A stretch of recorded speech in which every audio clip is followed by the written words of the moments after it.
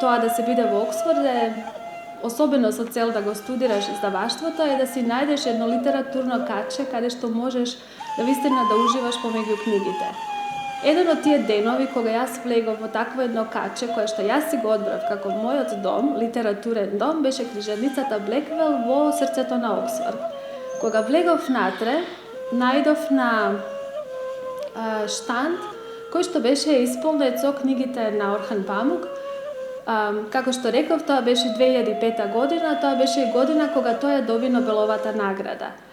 Така што прва средба со Орхан Памук беше во таа книжарница. Тогаш ги земав книгите, одбрав неколку и веднаш почувствував една неверојатна конекција со автор, со неговите размислувања, со него како сензибилност на авторот. Во тој момент, исто така, дојдов допир на истото место и со книгата Истанбул, за која што ние денеска изборуваме. Кога ја отворив, навистина почувствував конекција и со самиот град, иако него бев видела. Меѓутоа, пошто толкава голема желба ми се пробуди да го видам самиот град, одлучив книгата да ја оставам по страна некое време, додека не го посетам градот.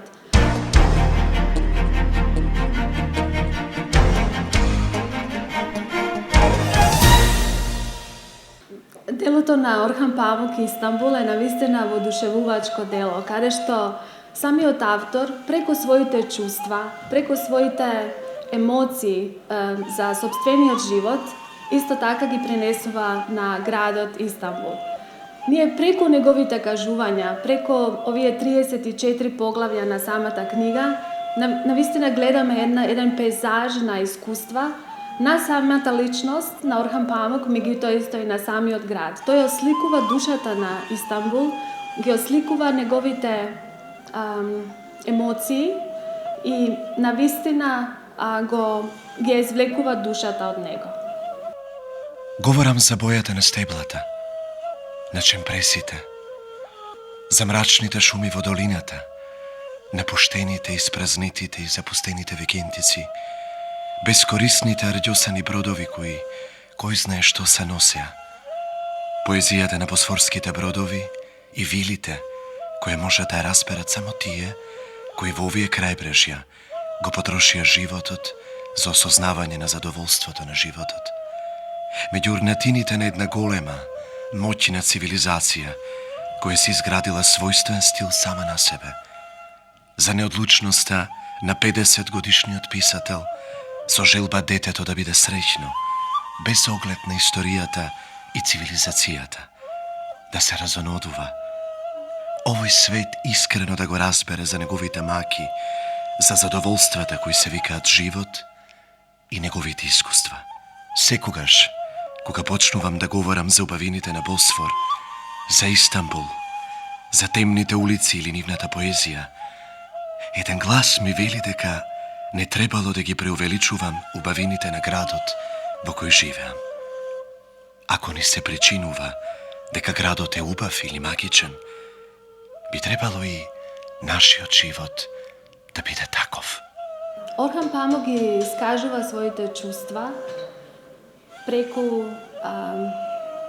еден концепт на меланхолија што може да се почувствува во градот. Тој никогаш не ги дава податоците од своето семејство и од својот личен живот толку така, туку како заднина на се она што сака да го објасни како за душата на Истанбул. Тој зборува за таа меланхолија како нешто што не е само, како што некои писатели на Запад сака да кажат дека тоа е меланхолија на поединецот, туку зборува за еден концепт кој што е колективен. И тој всушност го смета дека е единствен за Истанбул, затоа што е Истанбул еден град кој што бил престолнина на светот и е сега во рушевини.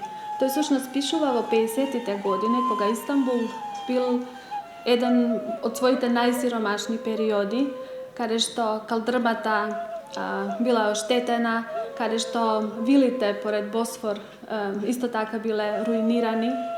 И Значи, една комплетна руинираност. Тој зборува исто така за тој многу важен концепт на како он го доживуваше својот град преку црно-бела перспектива. И затоа низ цела книга ќе видите всушност дека Орхан Памук одбира книги, фотографии од познат фотограф турски, кој што исто ја дели, споделува со Орхан таа љубов кон рушевини и кон тој црно-бел концепт. Оттаму и неговата омилена годишна доба е всушност зима.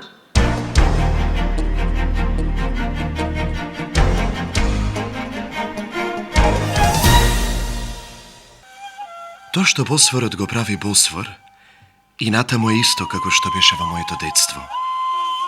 Босвор за мене е тоа што на човекот му дава здравје, што го лекува. Извор на непресушни благодети и оптимизам кој градот и животот го држат на носе. Понекогаш мислам дека животот не може да биде толку грозен. Конечно, и покрај се, човек може да излезе и да порошета покрај Босфор. Што можам да препорачам за читателите, дека доколку сака да се запознат со Орхан Памук, дека е многу добро всушност да почнат со книгата Истанбул, затоа што низ неговите автобиографски податоци во самата книга, тие ќе ги најдат сите други ликови што се појавуваат во другите негови новели. За сирените на бродовите во маглата, за градските изрушени ѕидови од византиско време, за пазарите кои навечер се празнат, за старите згради на тетињата претворени во урнатини, за десетици илјади стамбени згради на кои фасадите останале без боја поради нечистотијата, рѓата, чадот и прашината.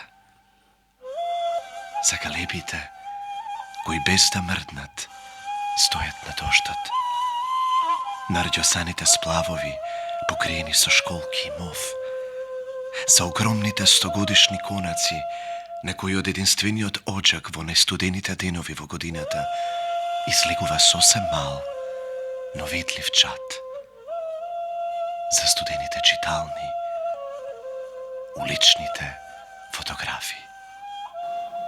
Самиот Орхан Памук вика во едно од своите интервјуа дека кога го пишувал овој мемоар и новела, во исто, тоа е уствари стилот мемоар новела, дека тој почнал да паничи дека мора уште овој детал да не го испушти, за на крај да сфати дека всушност поанта не е во сеќавањето, не е во сеќавањето на моментите, туку тие моменти што ќе останат како дел од него, дека тие се што треба да бидат пренесени.